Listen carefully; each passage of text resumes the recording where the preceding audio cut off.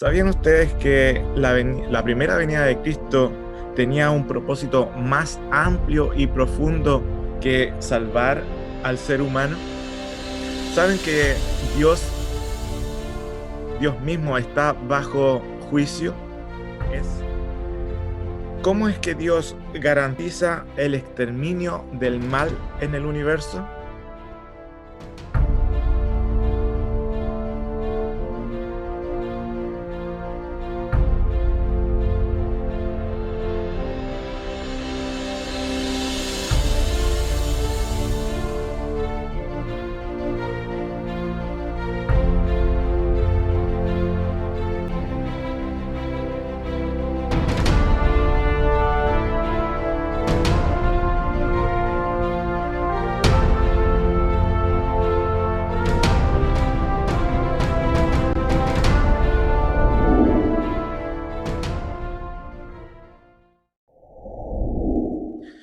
Para comprender esto, nosotros tenemos que ir primero a, a lo que dice la Escritura del inicio de este conflicto entre Jesús y Satanás, como ustedes lo pueden ver allí en el fondo, atrás mío. El conflicto entre el bien y el mal, ¿ya? Nosotros vamos a ir ahora a Isaías, capítulo 14, versículos 12 al 14, y allí nos dicen cómo es que se origina el mal. Y dice, como caíste del cielo, oh lucero, hijo de la mañana, cortado fuiste por tierra, tú que debilitabas las naciones, tú que decías en tu corazón, subiré al cielo, en lo alto, junto a la estrella de Dios, levantaré mi trono, y en el monte del testimonio me sentaré, a los lados del norte, sobre la altura de las nubes subiré, y seré semejante al Altísimo. Fíjese que el mal comienza, ¿cierto? En este hijo de la mañana, en este lucero, ¿ya? Y la pretensión de él era ser semejante o ser igual a Dios. Lo mismo lo dice en Ezequiel capítulo 28, versículos 13 al 19. Dice, en Edén, en el huerto de Dios estuviste, de toda piedra preciosa era tu vestidura. Ahí menciona las piedras preciosas. eh, que componían sus vestiduras, y dice en el 14, tú querubín grande protector. O sea, el mal se originó en un querubín protector. Dice, yo te puse en el santo monte de Dios, allí estuviste en medio de las piedras de fuego, te paseabas, perfecto eras en todos tus caminos desde el día en que fuiste creado. Como todo lo que Dios crea, es perfecto en gran manera. Así como creó a todas las criaturas en el cielo, los ángeles, querubines, serafines, y todo eso, cuando creó al ser humano y creó este mundo, lo hizo perfecto, bueno y en gran manera.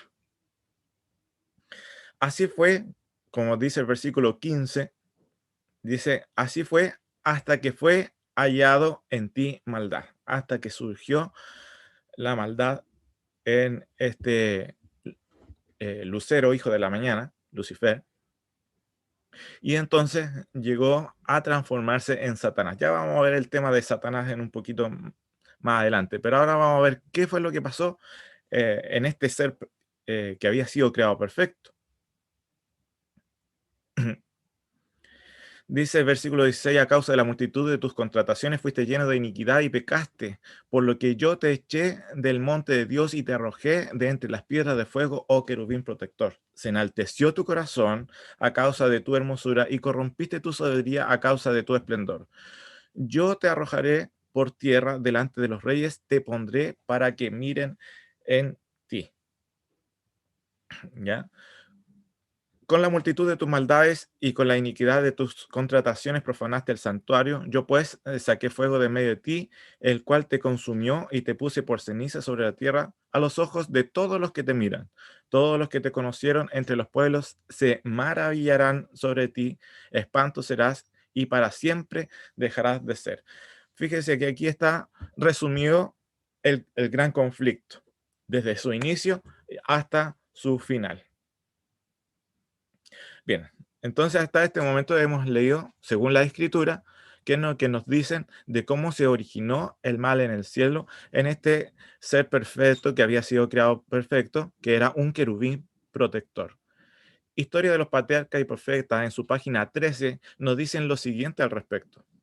El pecado se originó en aquel que después de Cristo había sido el más honrado por Dios. O sea, este querubín protector había sido el más honrado por Dios y que era el más exaltado en poder y en gloria entre los habitantes del cielo. Lucifer, cuyo significado significa hijo de la mañana, era el principal de los querubines cubridores, santo e inmaculado. Estaba en la presencia misma del Creador y los incesantes rayos de gloria que envolvían al Dios eterno caían sobre él.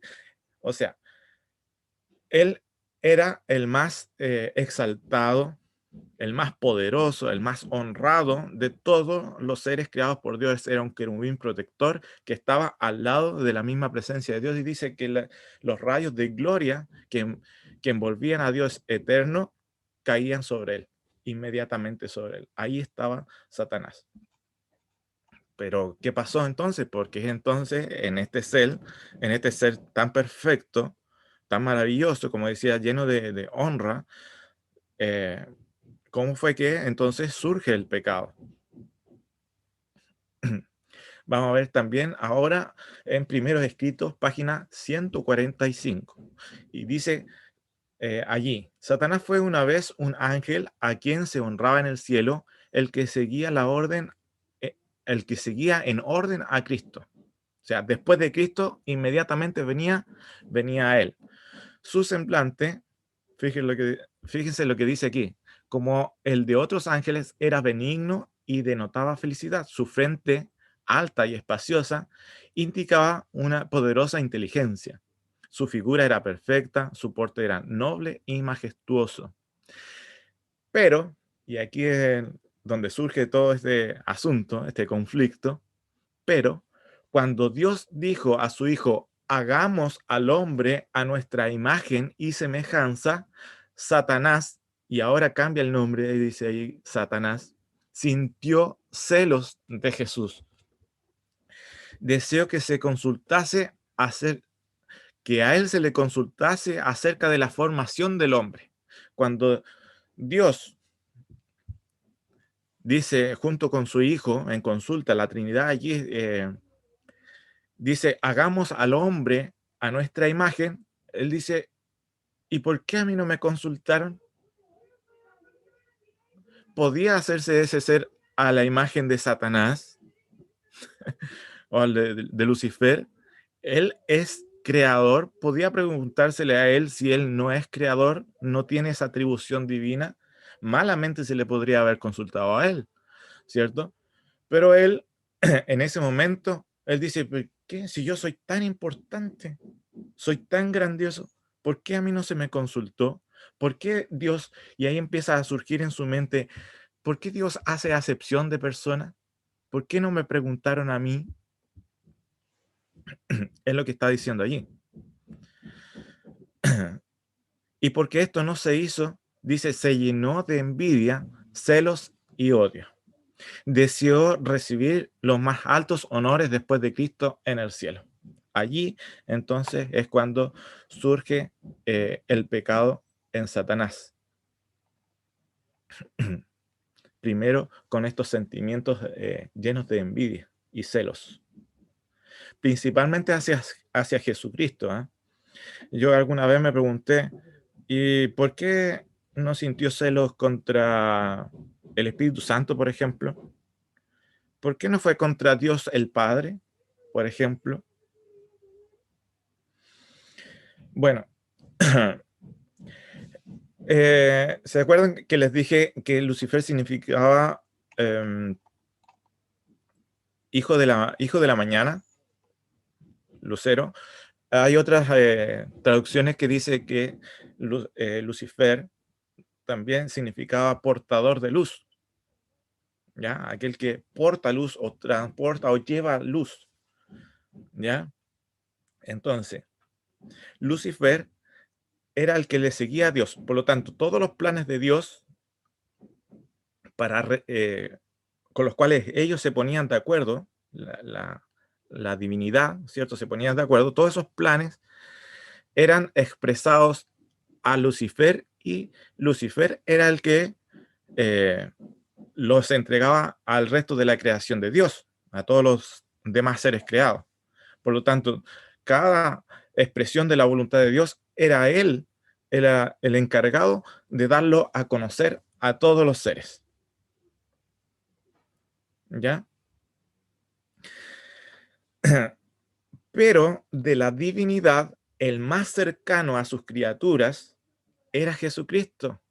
A él lo podían ver, con él conversaban. Recuerden, al Padre nadie lo ha visto.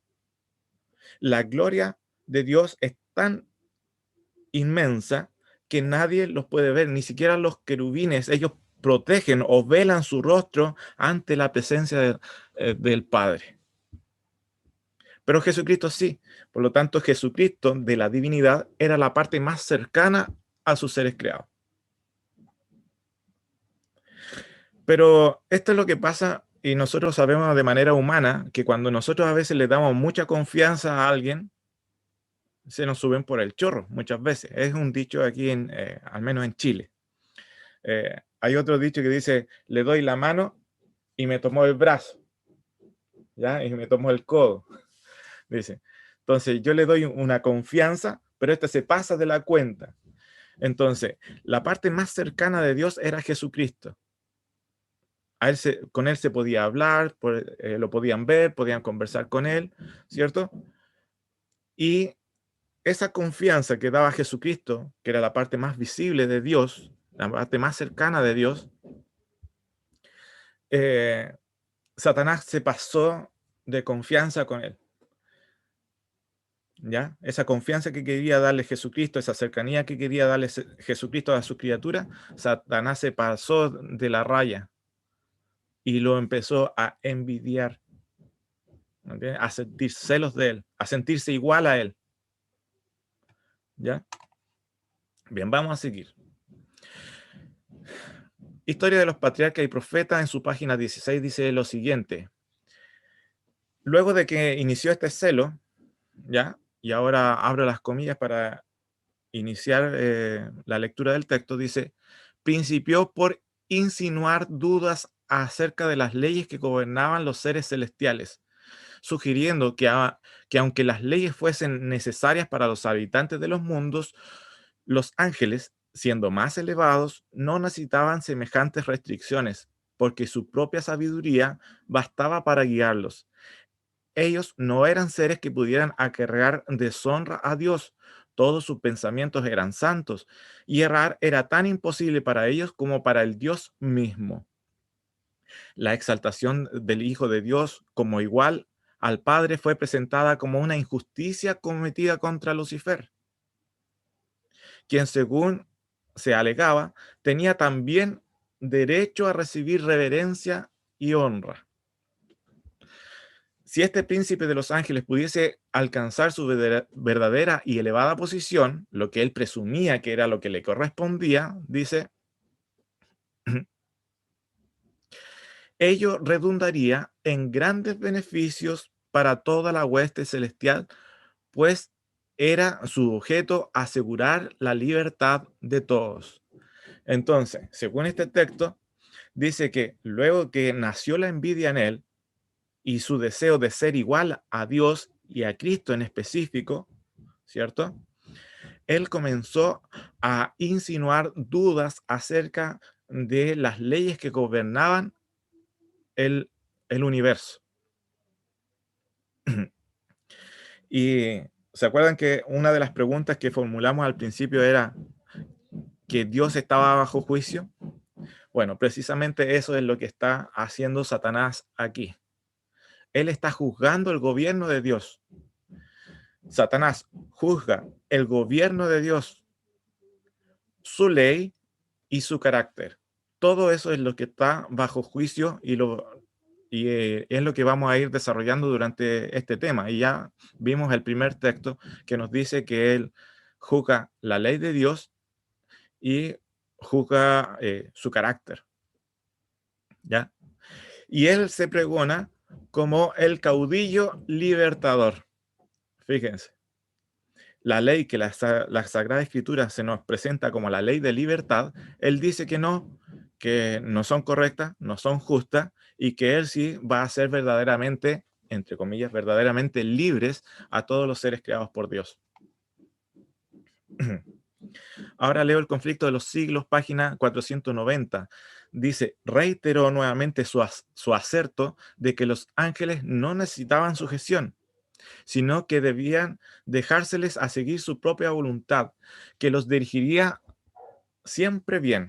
Denunció los estatutos divinos como restricciones a su libertad y declaró que el objeto que él perseguía era asegurar la abolición de la ley. Fíjese, la abolición de la ley, ¿ya? O generar una nueva constitución, por así decirlo. Él quería eliminar la antigua ley y generar una nueva, ¿ya? Que les diese, entre comillas, verdadera libertad, ¿ya? Dice, él perseguía asegurar la abolición de la ley para que libres de esta, las huestes del cielo pudiesen alcanzar un grado de existencia más elevado y glorioso. Fíjese que él lo que busca es traspasar su propio sentimiento hacia los demás seres creados en el universo. O sea, ¿cuál era su sentimiento? La envidia hacia Cristo, el querer ser semejante a Dios. Entonces él le dice, si yo, con la ayuda de ustedes, porque eso lo que quiso hacer, es como un caudillo, un libertador, dice, si eliminamos la ley, nosotros verdaderamente seríamos libres y pasaríamos a ser dioses, seríamos verdaderamente libres y pasaríamos a un nivel más elevado y glorioso de existencia. Todos sus razonamientos, todas sus dudas y toda su maldad hacia Dios, él la estaba transmitiendo también a los otros seres creados, a otros ángeles. Bueno,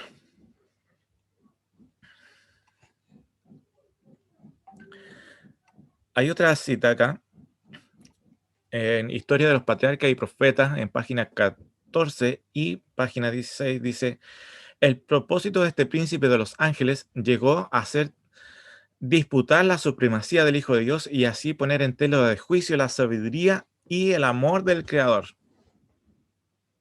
No tan solo, fíjense, no tan solo en este texto está diciendo que está juzgando la ley, sino que también el carácter de Dios. Fíjese, Satanás juzga el gobierno de Dios, su ley, y ahora dice, está juzgando también su carácter. Dice que aquí ponía en tela de juicio, lo que dice el texto, la sabiduría de Dios y el amor del Creador.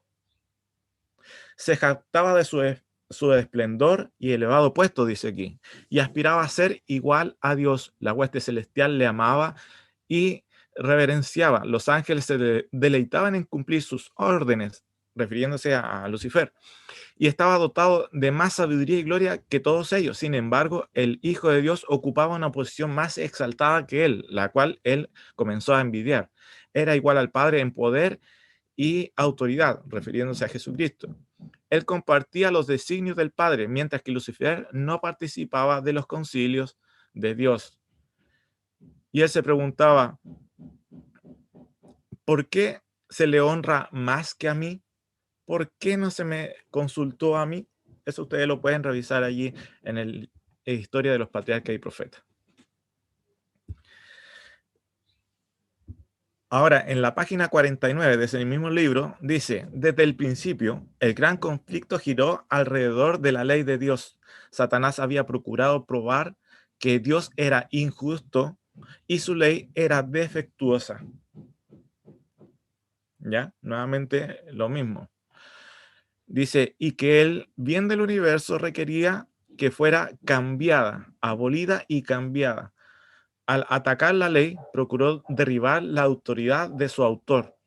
En el curso del conflicto había de demostrarse si los estatutos divinos eran defectuosos sujetos a cambio, o eran perfectos o inmutables. Aquí inicia el conflicto.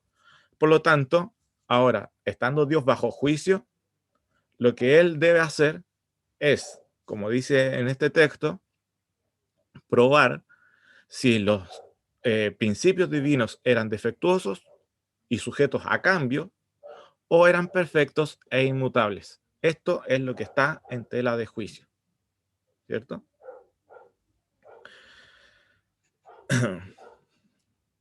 El Camino de Cristo, página 60, dice: la ley de Dios es una expresión misma de la misma naturaleza de su amor. Es la personificación del gran principio del amor y es, por lo tanto, el fundamento del gobierno de Dios en los cielos y en la tierra. O sea, cuando ataca la ley de Dios, cuando Satanás ataca la ley de Dios, ataca el carácter y el fundamento de su gobierno.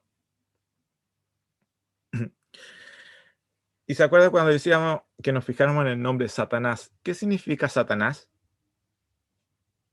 Yo sé que muchos lo saben, pero Satanás significa acusador. Eh, y a lo mejor en su mente también viene ese porque acusa a nuestros hermanos, ¿ya? Pero la principal acusación de Satanás comenzó en el cielo refiriéndose a Dios mismo.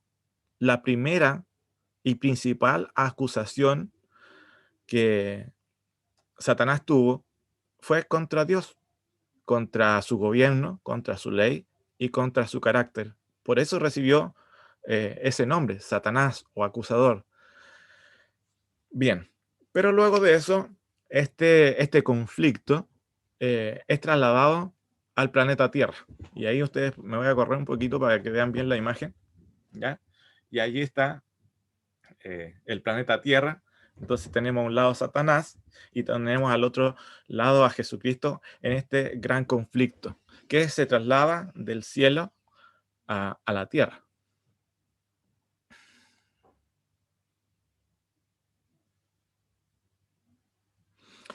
Hay otra cita aquí, dice en El deseo de toda la gente, página 711, dice: había sido el propósito de Satanás divorciar la misericordia de la verdad y la justicia. O sea, Dios no podía ser al mismo tiempo justo y verdadero. Pro- Procuró demostrar que la justicia de la ley de Dios es enemiga de la paz. O sea, que si se estaba generando un conflicto en el cielo, eso era precisamente por culpa de Dios y por culpa de su ley. ¿Ya? Siempre, siempre acusando a Dios. ¿Ya? Ya a esa altura comenzaba a ver a todo lo que Dios hacía, todo para él estaba mal.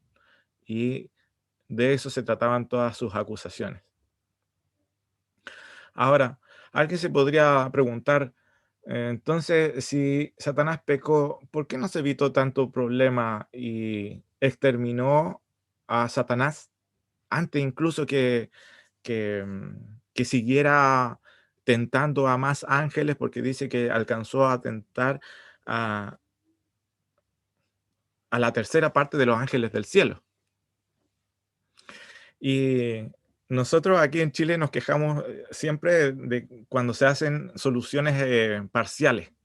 Y aquí se le llaman soluciones de parche, ¿ya? Entonces, cuando hay un hoyo en la calle, van y se tapa el hoyo con un poquito de asfalto y llega la lluvia, sale el asfalto y el hoyo sigue haciéndose más grande. Eso se llaman soluciones de parche, ¿ya?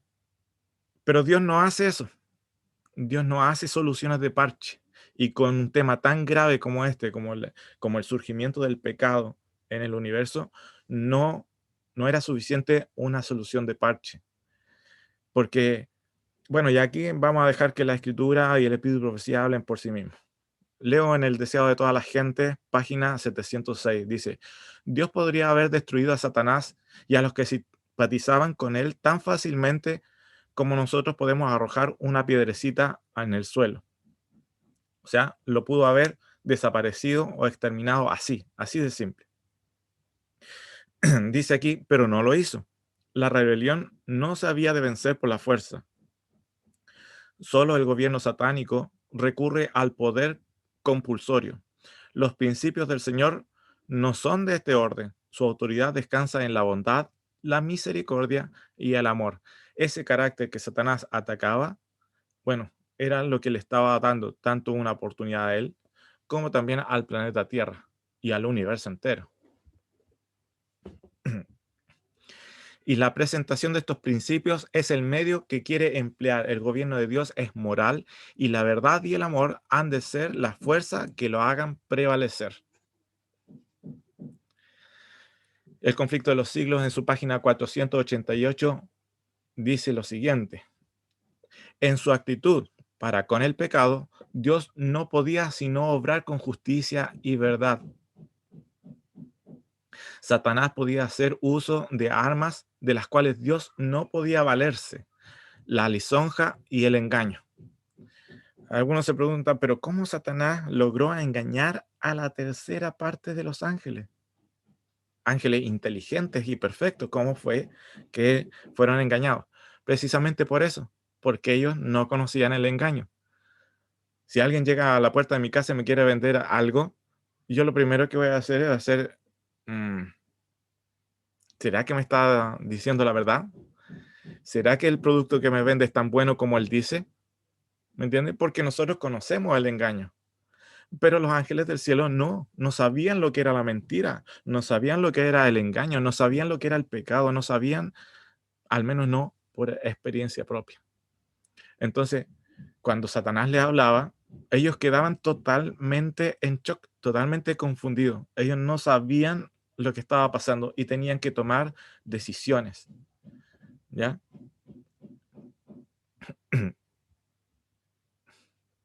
Por lo tanto, la lisonja y el engaño no eran armas por las cuales Dios podía eh, revertir lo que Satanás estaba haciendo. Dios tenía que ser veraz, ¿ya? Justo y verdadero. Vamos a seguir aquí leyendo.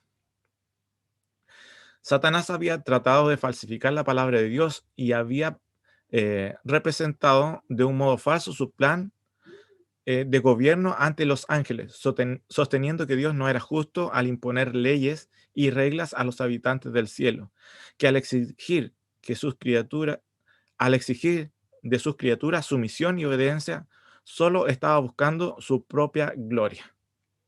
Fíjese, él estaba, dentro de las acusaciones de Satanás, estaba de que Dios obligaba a los seres eh, a que lo alabaran y lo exaltaran a él. Y si él consideraba un malo eso, ¿por qué quería entonces gloria y honra? Entonces, eh, a esto en psicología se le llama proyección. O sea, proyecta en otro lo que realmente él era. Él quería esa gloria y esa honra con orgullo propio, pero Dios no es eso lo que busca, ¿ya?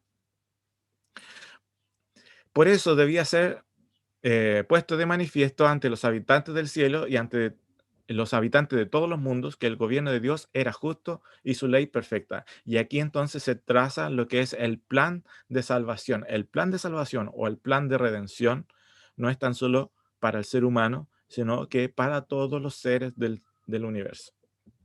Había algo que redimir, ¿ya? Y eso era el daño que Satanás estaba causando en el cielo, la duda que él estaba generando.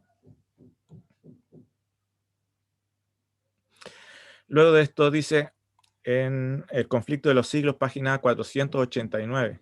Espero que ustedes eh, lo puedan ir anotando cada una de estas citas, después las pueden revisar de manera personal, ¿ya? O si no, bueno, esto seguramente va a quedar grabado y ustedes podrán ver el video más adelante. Aun cuando quedó esto resuelto, eh, que Satanás no podía permanecer más tiempo en el cielo, o sea, a Satanás se le dio el tiempo suficiente para eh, engañar al que pudiese engañar. O sea, este conflicto estuvo en el cielo hasta que el último ángel que tenía dudas decidió o por Dios o por Satanás. No es que haya sido expulsado para que no siga tentando a más, Alguien podría pensar eso, pero eso no es así. Satanás no fue expulsado para que no siguiera tentando más, sino que se le dio el tiempo suficiente para que hasta el último ángel en el cielo pudiese decidir entre creerle a Dios o creerle a Satanás. Cuando eso quedó resuelto, quedó definitivo, entonces fue cuando ya no se halló lugar para Satanás en el cielo y fue expulsado del mismo. Voy a leer ahora.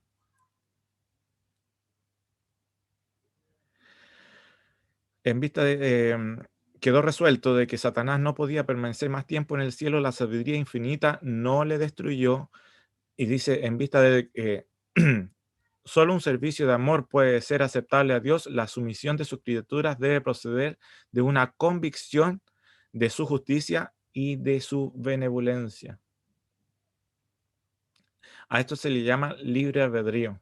Satanás, dentro de la creación, dentro de la perfección de su creación, está el libre albedrío, la libre disposición o la libre voluntad de sus seres a obedecerle, a seguirle y amarle. Diferente, algo que sea diferente a esto, no es aceptable para Dios. O sea, tiene que ser absolutamente voluntario. Y eso es parte de la creación, de la perfección de la creación de Dios. Los habitantes del cielo y de los demás mundos, dice aquí, no estando preparados para comprender la naturaleza ni las consecuencias del pecado, no podían haber reconocido la justicia y la misericordia de Dios en la destrucción de Satanás. O sea, no podían comprender cuáles eran las consecuencias del pecado. De haber sido aniquilado Satanás, inmediatamente, de haber sido aniquilado inmediatamente, aquellos habrían servido a Dios por miedo más bien que por amor. Entonces, no era la solución el exterminio de Satanás en aquel minuto. Debía dejársele actuar y debían verse los frutos o las consecuencias de sus postulados. La influencia del seductor no habría quedado destruida del todo, ni el espíritu de rebelión habría sido extirpado por completo.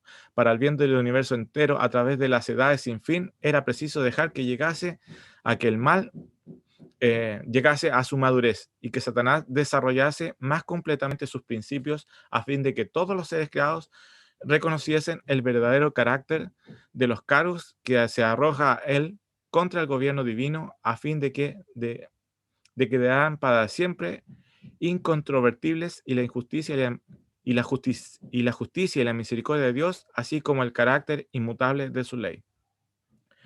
Bien, ya leímos aquellas citas del Espíritu Profecía. Luego, Apocalipsis 12, 7 al 9, dicen lo siguiente. Hubo una gran batalla en el cielo. Miguel y sus ángeles luchaban contra el dragón. Y cuando hablamos de lucha, entendemos nosotros que esa era una lucha de argumentos. Dios presentaba su carácter, sus argumentos, ¿cierto? Su ley como perfectas, y Satanás presentaba sus acusaciones, ¿cierto? Que estas leyes eran arbitrarias, coartaban la libertad de sus seres, y que él proponía derogar todo eso y levantar nuevas leyes para cada uno de los seres creados por Dios. Entonces, ante esta batalla de argumentos, ¿cierto? Satanás no prevaleció y fue arrojado a la tierra. Génesis capítulo 3 muestran allí cómo Satanás eh, traspasa, ¿cierto? Toda su malicia, se la traspasa a Eva y por consecuencia también a Adán. Y nosotros entendemos allí que el señorío que Dios le había dado a Adán, bueno, en este caso es traspasado a Lucifer. Y fíjense que las premisas con las cuales engañó a los ángeles en el cielo fueron las mismas que le traspasa también a Eva. Ujú. Por ejemplo, allí en el Génesis capítulo 3 dice, el día que de él comáis del fruto, ¿cierto? De este árbol que Dios le había dicho, le había prohibido comer, ¿cierto? Serán abiertos vuestros ojos y seréis como Dios, sabiendo el bien y el mal. En definitiva, que ellos podían decidir, una vez que comían de ese fruto, ellos podían saber ser como Dios y decidir lo que era bueno y lo que era malo. Eso es lo que le estaba diciendo en pocas palabras. Bien. En el libro El conflicto de los siglos, en su página 490, dice, mediante la misma falsa representación del carácter de Dios que empleó en el cielo para hacerle parecer severo y tiránico, Satanás indujo al hombre a pecar. Y logrado esto, declaró que las restricciones injustas de Dios habían sido la causa de la caída del hombre, como lo habían sido de su propia rebeldía. O sea, el problema es de Dios, el problema es de su ley, el problema es que Dios puso ese árbol ahí y el problema es que Él puso la restricción. Es increíble esto, pero cuando en mi país se debaten leyes, por ejemplo, de si se puede legalizar o no la marihuana, los argumentos son siempre los mismos. O sea, que la prohibición es lo que incita a las personas al pecado o a hacer lo malo. Entonces, ya que está esa restricción, entonces lo correcto sería eliminar la restricción. Entonces, las personas solitas, ya que no existe la restricción, entonces ahora las personas por sí mismas van a comenzar a hacer lo bueno, porque ya no existe la restricción. ¿Se dan cuenta? Yo creo que muchas otras personas que quizás que están viendo esto en otros países, pasa exactamente lo mismo, ¿ya? Porque son los argumentos satánicos que él dio desde el principio. Se los traspasó a Eva y así también a cada uno de nosotros por consiguiente. Bueno, una vez que Adán y Eva pecaron, y el mal y el pecado se traspasan a este mundo y este mundo entra a ser el principado de Satanás porque él usurpa el principado que Dios le había dado a Adán. Satanás lo usurpa. Pero una vez esto ocurrido, Dios le presenta el plan de salvación al ser humano. Y allí nosotros tenemos en Génesis 3:15 la primera profecía mesiánica, ¿cierto? Y dice allí, y pondré enemistad entre ti y la mujer, y entre tu simiente y la simiente suya. Esta te herirá en la cabeza, y tú le herirás en el calcañar. Entonces aquí nos presenta la primera profecía mesiánica, la cual nos revela este conflicto, ¿cierto? Este gran conflicto entre el bien y el mal, que se traslada aquí a la tierra, pero también nos está diciendo que va a haber una simiente que va a ser atacada por Satanás, como fue en el cielo, también iba a ser atacada también aquí en la tierra, pero sin embargo esta simiente iba a terminar por destruir a la serpiente, o a Satanás en este caso. ¿Ya? Vamos a ver ahora también en 1 de Juan, capítulo 3, versículo 8, lo que dice, el que practica el pecado es del diablo, porque el diablo peca desde el principio. Para esto apareció el Hijo de Dios, para deshacer las obras del diablo. Fíjese aquí, este texto nos está diciendo que el diablo o Satanás peca desde el principio. Las escrituras también nos señalan que el pecado es infracción de la ley. Por lo tanto, ¿a partir de cuándo que existe la ley? ¿Es desde el Sinaí? No. Claramente aquí nos está diciendo desde el principio. Y cuando dice desde el principio, no es del principio de este mundo, sino que del principio del surgimiento del pecado. O sea, una vez que surgió el pecado, este pecado surgió en Satanás. Por eso es que dice, él peca desde el principio, en él se origina el pecado. ¿Ya? Y para que se originara el pecado tenía que existir la ley, porque es la ley la que señala el pecado. Por lo tanto, la ley existe desde el principio de la existencia de Dios, el cual es infinito, entendemos nosotros eso. Jesucristo entonces venía a deshacer las obras del diablo. Colosenses también dice algo parecido. Colosenses capítulo 1, versículos 19 y 20, dice, por cuanto agradó al Padre que en él habitase toda la plenitud, y por medio de él, de Jesucristo, reconciliar consigo todas las cosas, así las que están en la tierra como las que están en los cielos, haciendo la paz mediante la sangre de Jesús.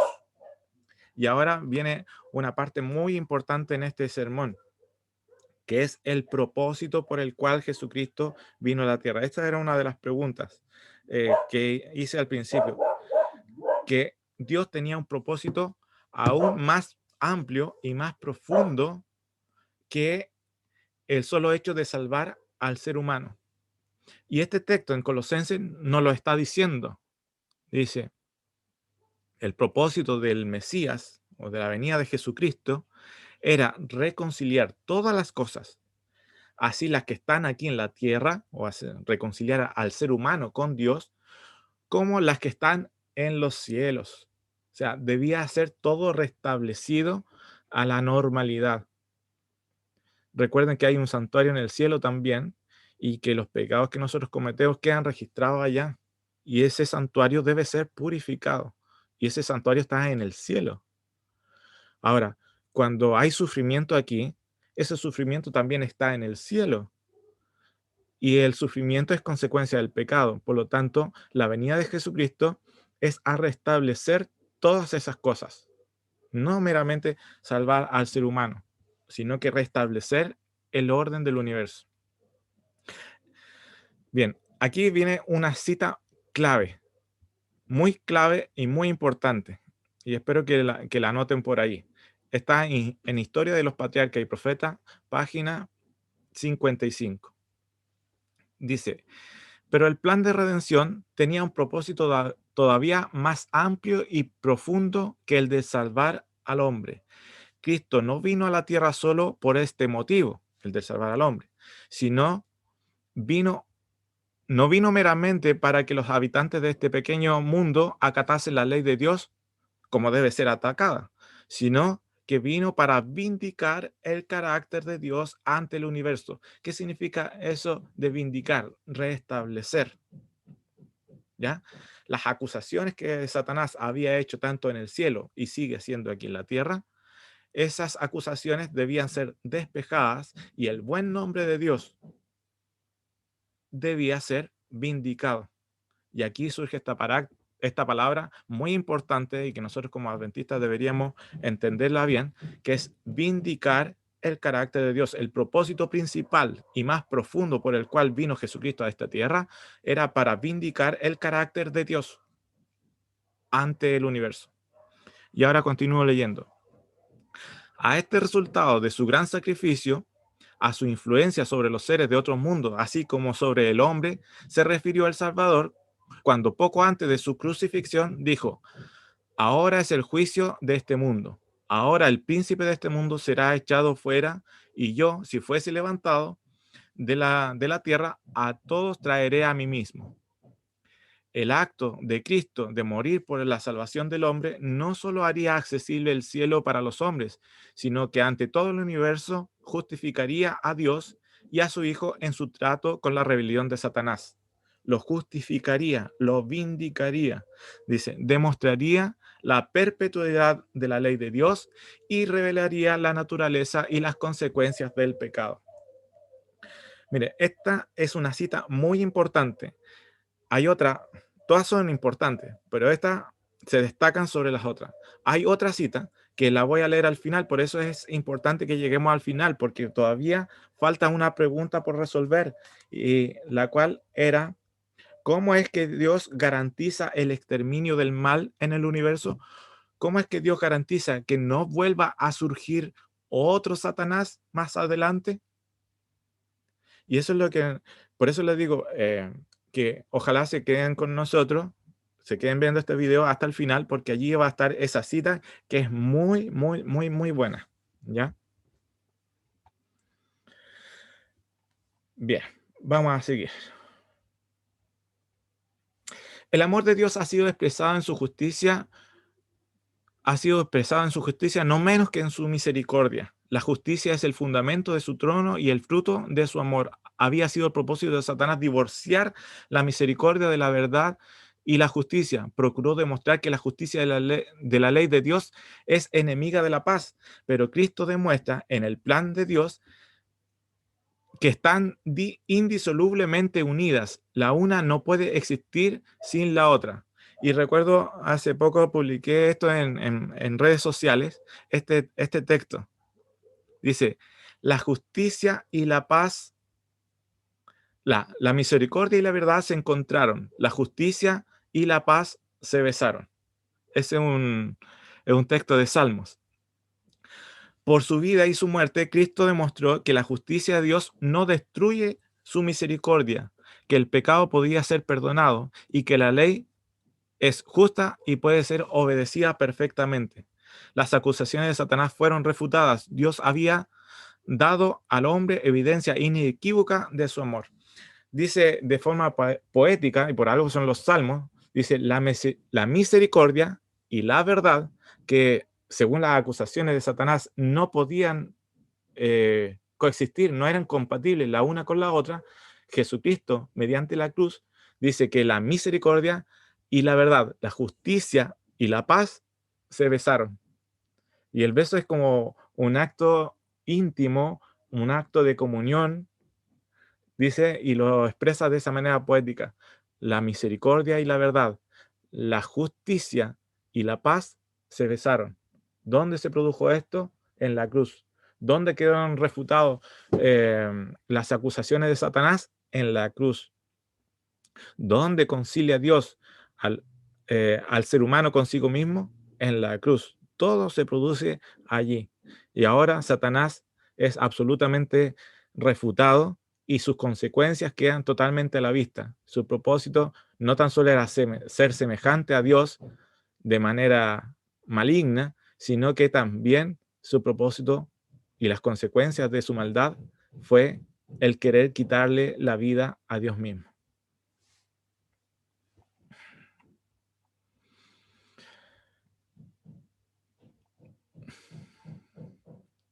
Cuando Cristo exclamó en la cruz en su expirante agonía, consumado es, en su grito de triunfo resonó a través de todos los mundos y a través del mismo cielo. O sea, todo lo que estaba ocurriendo y sigue ocurriendo aquí en la tierra está a la vista de todos los seres creados por Dios.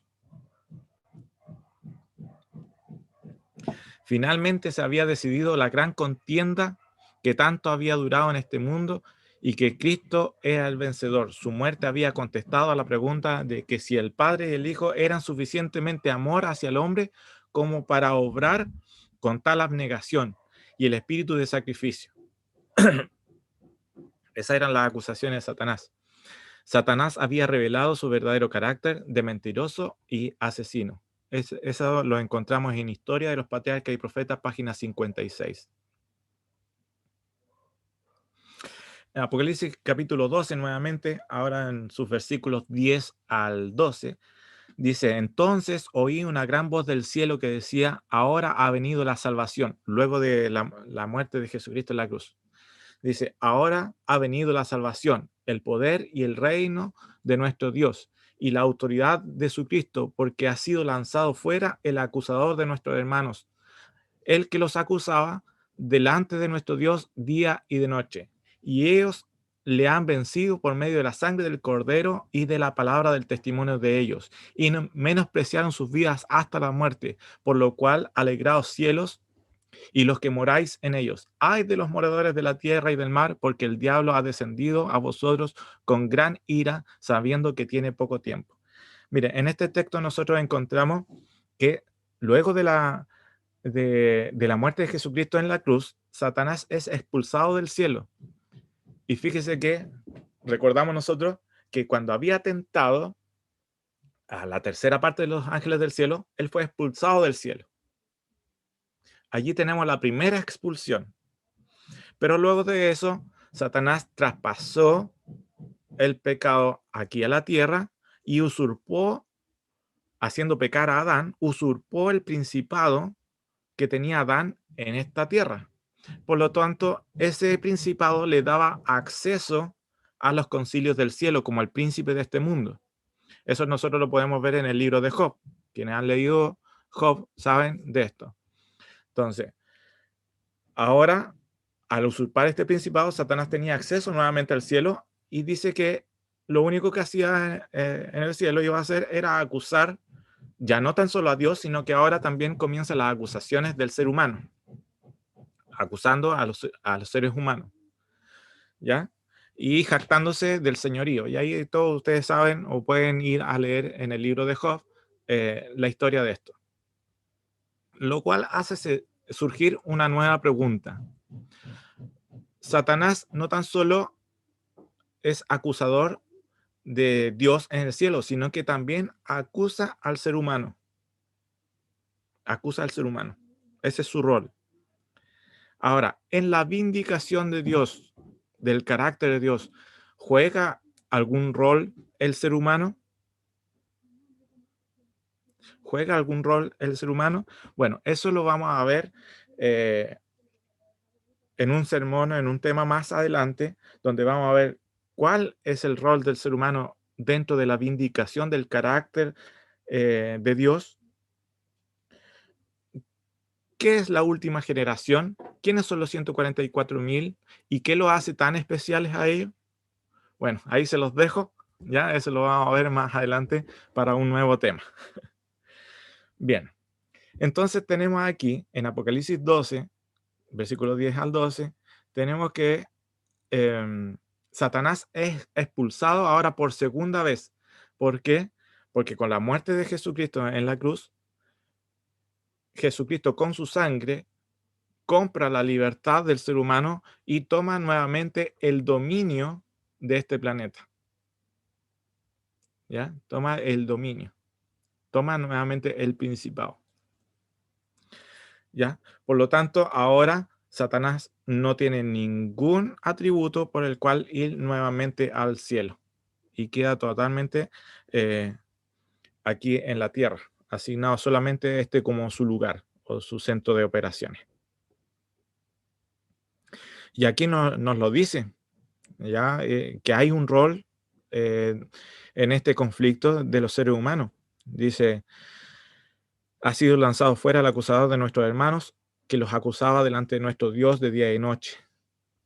Y ellos le han vencido por medio de la sangre del Cordero y de la palabra del testimonio de ellos, y menospreciaron su vida hasta la muerte.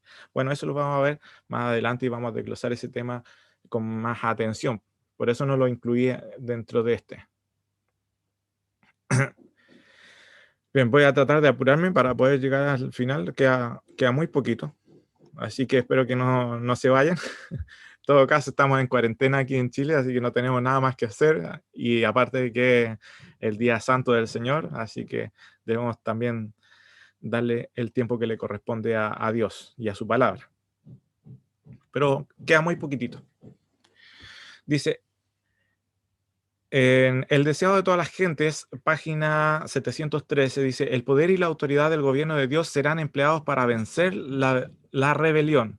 Sin embargo, todas las manifestaciones de su justicia retributiva están perfectamente en armonía con el carácter de Dios, de un Dios misericordioso, paciente y benévolo. Al principio de la gran controversia, los ángeles no comprendían esto. Dice, si se hubiese dejado a Satanás y su hueste cosechar el pleno resultado de su pecado, habrían perecido, pero para los seres celestiales no habría sido evidencia de ello, de que ello era el resultado inevitable del pecado. Habría permanecido en su mente una duda en cuanto a la bondad de Dios, como mala semilla para producir su fruto mortífero del pecado y de desgracia. Pero no sucederá así cuando la gran controversia termine. Dice, entonces, habiendo sido completado el plan de la redención, el carácter de Dios quedará revelado a todos los seres creados. Se verá que los preceptos de su ley son perfectos e inmutables. El pecado habrá manifestado entonces su naturaleza, Satanás, su carácter, ¿cierto? Esa es la naturaleza del pecado. Entonces, el exterminio del pecado vindicará el amor de Dios y rehabilitará su honor delante de un universo compuesto de seres que se deleitarán en hacer su voluntad y en cuyo corazón estará su ley. Fíjese que aquí nos está diciendo que la vindicación no se completó totalmente en la cruz. Hay una parte que todavía, así como el plan de salvación, no se completó totalmente en la cruz. Nosotros como adventistas del séptimo día comprendemos eso. El sacrificio perfecto y completo se dio en la cruz. Sí, de acuerdo con eso. Los,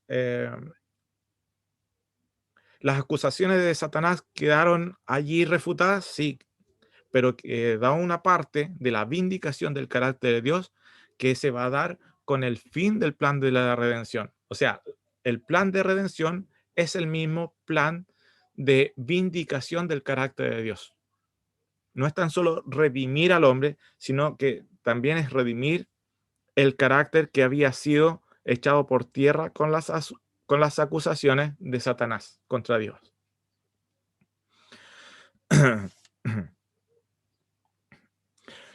Dice, cuando Cristo, en virtud de su sangre, quite del santuario celestial los pecados de su pueblo al fin de su ministerio, los pondrá sobre Satanás, el cual en la consumación del juicio debe cargar con la pena final. El macho cabrío era enviado lejos a un lugar del desierto para no volver jamás a la congregación de Israel y en definitiva en ese lugar morir. Así también Satanás será desterrado para siempre de la presencia de Dios y de su pueblo y será aniquilado en la destrucción final del pecado y los pecadores. Y aquí ya estamos casi llegando al final. Dice, entonces, al igual que como nosotros entendemos el plan de redención que terminaba en el santuario celestial, cuando el sumo sacerdote ponía todos estos pecados, eran puestos sobre Azazel, y este era expulsado del campamento al desierto, donde finalmente perecía, ¿cierto? Y perecía el pecado. Aquí dice que al final todos estos pecados que en este momento están contaminando el santuario celestial, ¿cierto? Son puestos sobre Satanás, así el pecado es exterminado para siempre. Entonces, hasta ahí vamos bien. Yo le decía, queda una cita muy importante y muy reveladora, ¿ya? Porque aquí nos dice que el pecado y los pecadores van a ser exterminados al final. Pero la pregunta queda, ¿cómo Dios garantiza que no va a surgir nuevamente el pecado, que no va a surgir nuevamente el mal? Porque aquí cuando dice el final del pecado y de los pecadores, no dice solamente extermina el pecado, porque el pecado es infracción de la ley. Por lo tanto, para que pueda existir el pecado, tiene que haber un infractor de la ley. El pecado no es un ente aparte, con vida propia, el cual se le pueda matar. No, el pecado necesita de un transgresor de la ley. ¿Ya? Por lo tanto, aquí es exterminado el pecado porque son exterminados los transgresores de la ley. Por lo tanto, ¿cómo Dios va a evitar que nuevamente vuelva a surgir un nuevo Satanás? ¿Es acaso que Dios va a eliminar el libre albedrío? ¿Será que Dios lo va a hacer? Y claramente que no, porque el libre albedrío es parte de la perfección de la creación de Dios. Dios jamás va a desear una adoración hacia Él que nos venga de la libre voluntad y el libre amor expresado por sus criaturas. Nunca lo va a desear que sea forzoso, nunca. Por lo tanto, Dios no va a quitar el libre albedrío. Entonces, ¿cómo va a ser? ¿Qué va a pasar? Bien, no lo voy a dejar en ascua. Ahora vamos con eso. Y aquí está la cita. Esta cita del Espíritu de Profecía fue escrita por Elena de White en el año 1889 y salió en una edición de la revista que diga Señales de los Tiempos, diciembre 30 de 1889. Señales de los tiempos, diciembre 30 de 1889. Y dice así, con esto terminamos, ¿ya? Espero que no estén cansados. Si el Cordero de Dios, que fue inmolado desde la fundación del mundo, sin el Cordero de Dios, que fue inmolado desde la fundación del mundo, el hombre caído no puede tener lugar en el paraíso de Dios. O sea, para que exista un lugar en el paraíso de Dios, tiene que necesariamente haber estado el Cordero de Dios. O sea, es la única forma de que el hombre pueda ser redimido es por la sangre del Cordero de Dios, que es en Cristo Jesús. ¿Ya? Bien, sigo leyendo. Los ángeles tributaron honor y gloria a Cristo, pues aún ellos no estarían seguros, excepto al contemplar los sufrimientos del Hijo de Dios. Dice que los ángeles de Dios no estarían seguros en el cielo, o sea, después de todo este desarrollo del conflicto, no estarían seguros si no es excepto al contemplar los sufrimientos del Hijo de Dios. Es por medio de la eficacia de la cruz que los ángeles del cielo son salvaguardados de la apostasía. Es por medio de la eficacia de la cruz que los ángeles del cielo son salvaguardados de la apostasía. Sin la cruz no estarían más seguros contra el mal de lo que eran antes de la caída de Satanás. Fíjese, sin la cruz no estarían más seguros contra el mal de lo que eran antes de la caída de Satanás. O sea, si no fuese por la cruz, existiría la posibilidad de que surgiera un nuevo Satanás. Existiría esa posibilidad remota, pero existe, porque si no, no hubiese surgido Satanás. ¿Ya? Existe esa posibilidad porque tienen el libre albedrío. Entonces, eh, ya, sigue diciendo, la perfección angélica fracasó en el cielo, ¿ya? Porque surgió el mal, ¿cierto? Dice, la perfección angélica fracasó en el cielo. La perfección humana fracasó en el Edén, el feliz paraíso. Todos aquellos que desean estar seguros en la tierra o en el cielo deben mirar al Cordero de Dios. ¿Ya? Todos los que deseen estar seguros en la tierra o en el cielo deben mirar al Cordero de Dios. El plan de salvación que revela la justicia y el amor de Dios provee una salvaguardia eterna en contra de la apostasía. ¿Ya? Eso que nos va a hacer a nosotros estar seguros de que el mal no surgirá nuevamente, se cumple en el plan de salvación. Se cumple en la muerte de Jesucristo en la cruz. Dice, esto nos protege en contra de la apostasía. O sea, de nuevamente rechazar a Dios y apartarnos del bien.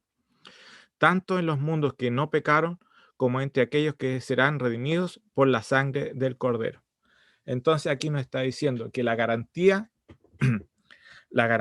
de que no exista más el mal no está en la naturaleza del hombre perfecto, menos del hombre imperfecto. O sea, de la naturaleza caída, ya lo sabemos que no hay chance, ¿cierto? No hay chance, eso lo sabemos. Pero la naturaleza del hombre perfecto fracasó, lo dice aquí la cita. Y la naturaleza de los ángeles perfectos también fracasó. O sea, Satanás decía que en su naturaleza ellos podían hacer el bien. Y eso no es cierto. Ellos dependían siempre de Dios, siempre dependieron de Dios. Eso no lo quiso entender Satanás. Su propia naturaleza, aunque era con tendencia al bien, ojo con eso, al igual que la naturaleza de Adán y Eva antes del pecado, también era con tendencia al bien, o sea, le era natural hacer lo bueno, pero tenían libre albedrío y tenían la posibilidad de ellos, por voluntad propia, rechazar a Dios. Entonces, en ese cometido fracasaron. Por naturaleza propia, fracasaron los ángeles y por naturaleza propia fracasaron también Adán y Eva. Entonces, hay algunos que hoy en día enseñan que el pecado, la garantía de que no volvemos a pecar o que el pecado no va a existir más, está en que con la segunda venida de Cristo, nosotros vamos a ser redimidos y nuestros cuerpos van a ser transformados. Nuestra naturaleza pecaminosa va a ser aniquilada y va a ser renovada y vamos a ser como a Adán antes de pecar. Y con eso ya vamos a estar libres del pecado. Ahora no podemos librarnos del pecado porque tenemos naturaleza pecaminosa. Pero cuando Jesucristo venga y nos renueve y ya no tengamos más naturaleza pecaminosa, entonces estaremos libres del pecado. ¿Y quién dijo eso? Eso no es cierto. Eso no está en la Escritura y no está en el Espíritu de Profecía. Nuestra naturaleza alejada de Dios no nos garantiza que no surja más el pecado. Dice aquí que la única garantía de que no surja más el pecado en el universo no va a estar en la naturaleza de los seres, sino que va a estar en que podamos contemplar el sacrificio de Dios en la cruz y en su amor perfecto, ¿cierto? Y en su ley también perfecta, ¿ya? Esa es el secreto, ¿cierto? Ah, o por lo cual Dios nos garantiza el éxito contra el mal. Dice, para esto Dios se ha tomado miles de años y todavía queda un poquito de tiempo más. Es de esperar que con la ayuda de Dios nosotros nos podamos aferrar a Él, a su palabra y podamos vencer. Fíjense que lo que le decía que estaba dejando para un tiempo futuro, para otro sermón, para otro tema, es que no tan solo el hombre fracasó en su naturaleza con tendencia al bien, sino que Jesucristo vino a redimir al hombre en una naturaleza con tendencia al mal.